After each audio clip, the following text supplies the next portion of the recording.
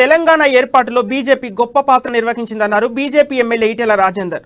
తెలంగాణ బిల్లుకు బీజేపీ పార్లమెంట్లో సంపూర్ణ మద్దతు ఇచ్చిందన్నారు. పార్లమెంట్లో సుష్మా స్వరాజ్ గారి మాటలు మర్చిపోలేనివని తెలిపారు. గోల్కొండ జిల్లా బీజేవైఎం ప్రత్యేక శిక్షణ తరగతులకు హాజరైన ఈటెల రాజేందర్ తెలంగాణ ఏర్పాటు సందర్భాన్ని గుర్తు చేశారు. చిన్నమ్మల బిడ్డలు చనిపోవద్దని సుష్మా స్వరాజ్ కోరారని ఈటెల గుర్తు చేశారు. బిల్లు పెట్టండి, మేము మద్దతు ఇస్తామని బీజేపీ ప్రకటించినట్టు తెలిపారు.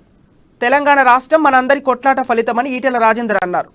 తనకు పదవికాంక్ష లేదని, తొలి ముఖ్యమంత్రి దళితుడే అని చెప్పిన కేసీఆర్ తెలంగాణ వచ్చాక అతి కొద్ది సమయంలోనే ఆయన నిజస్వరూపం బయట పెట్టారని విమర్శలు గుప్పించారు.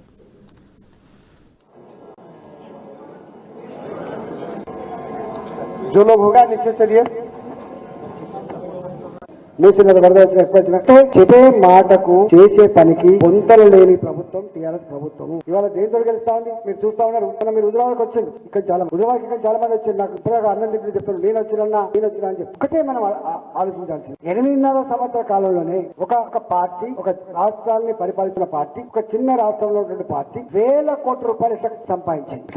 ఉందా భారతీయ జనతా పార్టీకి సొంత ఏరోప్లేన్? ఉందా భారతీయ జనతా పార్టీకి ఇంత ఫండ్?